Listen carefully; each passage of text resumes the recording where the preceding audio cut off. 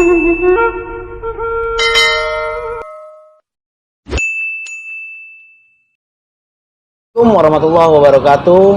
Kembali di Bahasa Cerita TV episode 16. Kali ini saya bersama Bapak Haji Andi Surya Wijaya, salah satu ketua DPP P3 bidang hukum dan lembaga advokasi hukum. Berkesempatan hari ini saya mau berbincang-bincang dengan beliau seputar tentang politik, terlebih juga pembahasan soal majunya kembali beliau di pemilu 2024, dan sebelumnya di 2019 juga beliau maju, dan mudah-mudahan ke depan beliau ditakdirkan menjadi anggota DPR RI periode 2024-2029 ya Pak ya? Iya, siap. Apa kabar? Alhamdulillah sehat-sehat. Iya.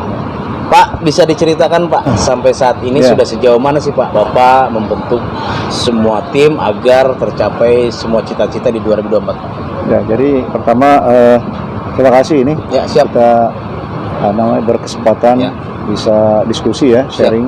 Jadi tadi pertanyaan yang disampaikan adalah, saya pikir memang itu sebuah keniscayaan bahwa kita, saya selaku kader partai kan, hari ini ditugaskan untuk kemudian berjuang lagi. Kabupaten Cianjur dan Kota Bogor, namanya Dapil 3. Meliputi Kabupaten Cianjur dan Kota Bogor. Kemudian memang di situ saya sempat punya pengalaman ya periode 2019 kemarin, kebetulan ditugaskan juga saya maju sebagai caleg DPR RI dari dapil yang sama ini saat ini. Terus kemudian 2 periode juga pernah alhamdulillah menjadi anggota DPR di Kota Bogor, saat 2009-2014, 2014-2019. Nah, sekarang tugas saya kebetulan ditugaskan lagi ke sini, memang dalam proses perjalanan saya, karir saya juga, dan kebetulan saya memang banyak berkiprah di Kota Bogor.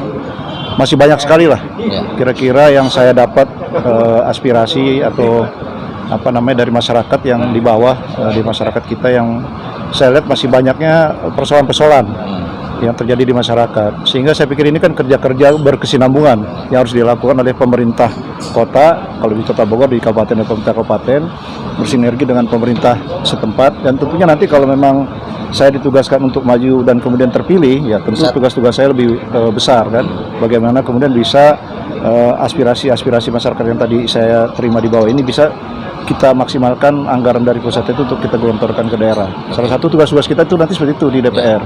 Nah, dulu DPRD kota juga, karena di DPR kota skupnya kecil, mungkin anggarannya juga terbatas. Tapi insya Allah kalau takdirnya memang Allah memberikan takdir untuk saya kemudian berjuang di sana, di Senayan, tentu banyak yang bisa kita lakukan. Bagaimana kemudian menyelesaikan persoalan-persoalan masyarakat tadi kita, yang saya dapat laporan-laporan di bawah tadi, masukan dari masyarakat kita. Ya, soal pendidikan, pelayanan kesehatan, belum lagi bicara infrastruktur. Kota Bogor sih kalau kita lihat memang secara etalase sudah bagus kan, di luar sini, pinggir.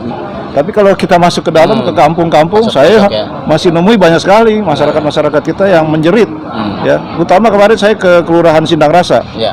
Masih ternyata di sana itu masih kecamatan di Bogor, salah satu kelurahan di Bogor Timur, yang kemudian saya turun ke sana masih ada masyarakat yang ngeluh soal pelayanan air bersih, bayangin aja. Benar. Nah, ini bermasalah juga, sehingga kemudian saya langsung kemarin, walaupun saya belum jadi anggota DPR, saya karena juga banyak teman-teman di sini bermitra dengan pemerintah yang baik dulu sejak saya di DPRD, langsung saya antar Pak RW-nya atau kota ke sana bertemu dengan Dirut PDAM, misalnya seperti itu. Itu kan hal-hal yang harus kita lakukan.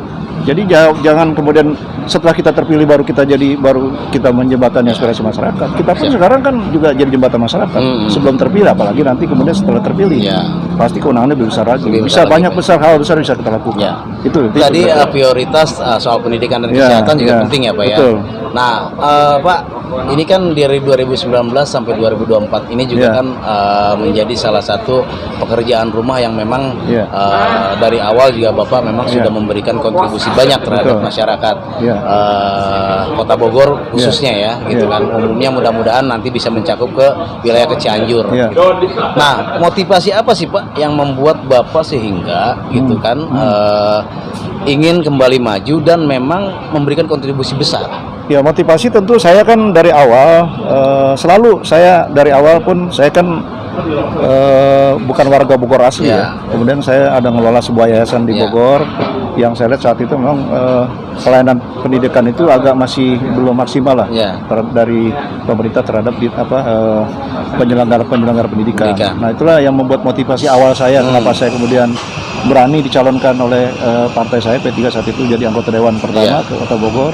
Nah saya duduk di Komisi D dan terus saya alhamdulillah selama 10 tahun jadi anggota dewan saya duduk di Komisi D. Kenapa saya pengen pendidikan di Kota Pendidikan Bogor ya yang khususnya lebih ya. diprioritaskan. Bagaimana kemudian bisa lebih berkualitas lah, Ya. murah, terjangkau, kemudian berkualitas. Ya. Jadi, sehingga apa tadi bahwa kemudian warga Kota Bogor tuh ke depan bisa bersaing dengan sekarang kan dengan era globalisasi Ya. dan kemudian tantangannya makin besar kan penting bahwa masyarakat kita harus punya bekal ilmu yang cukup wawasan pendidikannya sehingga Ya. bersaingnya itu tidak terlalu sulit. Ya. Dan itu juga salah satu bisa mengurangi potensi pengangguran misalnya Ya. kan itu kan yang terjadi kan pengangguran banyak. Benar. Kenapa? Yang juga mau kerja banyak, ya, kemudian daya tampungnya sedikit. Nah, makanya harus berkualitas. Ya. Orang-orangnya yang punya kemampuan yang cukup. Pendidikan tadi Untuk berarti kan? pendidikan itu yang kita landasan basis utamanya adalah itu. Ya. Itu yang saya selalu perjuangkan seperti itu. Perlu diketahui Bapak Andi Suryawijaya ini merupakan salah satu pendiri atau bagian Ya. dari keluarga besar Ya. sekolah Yayasan Andiga Ya. yang berada Andiga. di Jalan Veteran. ya. Jembatan Merah gitu. Jadi memang beliau prioritas terhadap pendidikan. Ya. Nah Pak, selain dari pendidikan tadi, kesehatan Pak bagaimana Pak? Ya Kota itu juga salah satu kesehatan pasti karena saya dulu di Komisi D ya kan kesehatan rakyat tentu juga saya masih lihat banyak hal yang masih belum optimal lah dilakukan oleh pemerintah. Saya apresiasi dengan komitmen pemerintah Kota Bogor dipimpin oleh Pak Wali, Pak Bima Arya. Cuma namun demikian pelayanan di bawah itu masih banyak yang belum optimal lah. Masih kita temukan juga masyarakat kita punten-punten ya mau berobat tuh masih suka kadang-kadang di rumah sakit masih dilihat sebelah mata lah oleh pelayanan rumah sakit ya apalagi kalau warganya kurang Sulit, mampu ya. kadang-kadang terpinggirkan. Nah, ini harus kita terus memang harus kesinambungan. Ya, Nah, terus harus kita sampaikan terus kita kemudian menyampaikan perbaikan-perbaikan. Itulah tugas-tugas kita sebenarnya di situ. Ya, ya. Sebagai mitra dengan pemerintah. Kalau di Kota Bogor kan dulu DPRD dan mitra pemerintah Kota Bogor. Insya Allah kalau di pusat nanti kan mitranya dengan pemerintah pusat. Ya. Itu hal ini kita terus perbaiki. Memang tidak semudah membalikan telapak tangan ya, ya. hal-hal seperti ini. Tapi kalau kita terus serius, concern dan kemudian lakukan ini dengan kesinambungan yang baik, mana-mana yang kurang, mana yang harus kita perbaiki, insya Allah semuanya akan bisa kita atasi bersama. Pak, optimis nggak Pak 2024 nanti dengan berbagai kegiatan rutinitas dan grassroots di tingkat bawah ini optimis nggak Pak 2024 insya Allah lah gitu kan? Optimis. Saya pikir semua manusia kita orang harus optimis ya. Soal kemudian nanti takdir atau tidak takdir itu kan wasilahnya saya pikir sudah dicatat ya di garis tangan kita. Tentu kita berikhtiar yang terbaik. Buat saya ikhtiar dan nawaitu saya selalu saya sampaikan dengan teman-teman tim ya. Tadi bicara tim. Saya juga sampaikan kepada teman-teman tim, ayo kita ibadah. Ini ibadah ini. Karena menjadi anggota dewan, kemudian menjadi pemerintah atau kepala daerah itu semua dimulai dulu dari nawaitu mau apa? Mau ibadah ya. Untuk ibadah untuk siapa? Untuk kita berjuang untuk kepentingan masyarakat kita. Insya Allah kalau kita niati ibadah, Allah memberikan kemudahan. Sehingga apa-apa yang menjadi kesulitan di masyarakat kita lebih cepat bisa kita atasi. Saya selalu begitu punya filosofi. Pak, tanggapan sedikit jika biasanya kan kalau misalkan calon legislatif baik tingkat daerah ataupun provinsi ataupun DPR RI termasuk juga DPD ya, mereka kan masuk ke lingkungan yang memang notabene-nya gitu kan riskan untuk bisa disebut tangan kirinya ibadah tapi di kaki kanannya juga itu lebih mendekati pidana terkait korupsi Pak. Nah itu untuk menyikapi itu bagaimana Pak? Ya jadi saya pikir makanya harus kemudian yang paling penting ini ya intinya di internal partai. Partai kan saya pikir tujuannya sama semua. Bagaimana bisa mencalonkan rakyat. Paling penting yang bagaimana kemudian partai-partai memberikan edukasi dulu kepada kader-kadernya kan contoh di partai saya kan di P3. Alhamdulillah kita sering ada diberikan pembekalan oleh dari lembaga-lembaga hukum seperti KPK, kejaksaan. Itu penting ya kita dapat itu. Kemudian yang paling penting lagi kemudian tadi bekal kita yang saya bilang tadi niat ibadah itu. Nah itu harus kuat ya. Iya.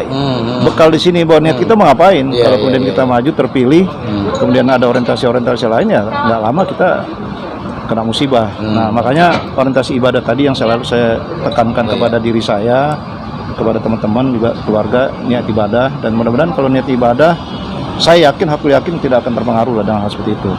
Baik. Dan itu saya pikir kan memang yang harus didorong oleh pemerintah supaya mengurangi potensi orang melakukan korupsi. Yang saya lihat, ya memang harus anggaran-anggaran penyelenggara negara ini harus dibesarin sebelumnya. Ya, intinya itu. Benar. Ya, bagaimana mereka kemudian ketika dia berjuang mau jadi kepala daerah, mau jadi anggota DPR, semua tingkatan kan itu ngeluarin biaya yang cukup besar.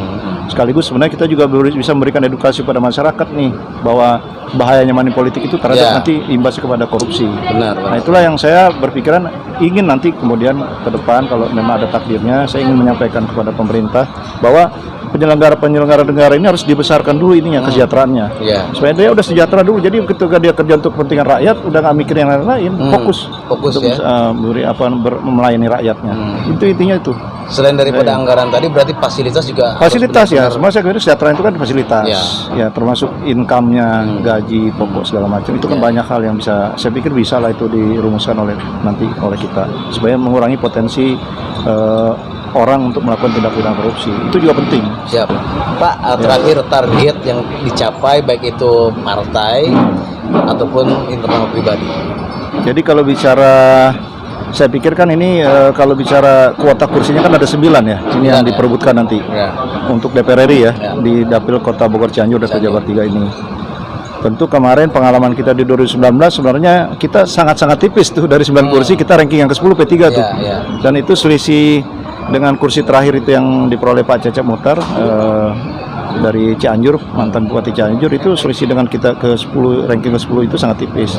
Nah, itulah kemudian kita evaluasi ya, kemarin di ujungnya itu kan juga kita terjadi ada dinamika kan di internal partai kita, yang saya pikir ini jadi pembelajaran. Nah, bicara target saya pikir harus banyak-banyak ya.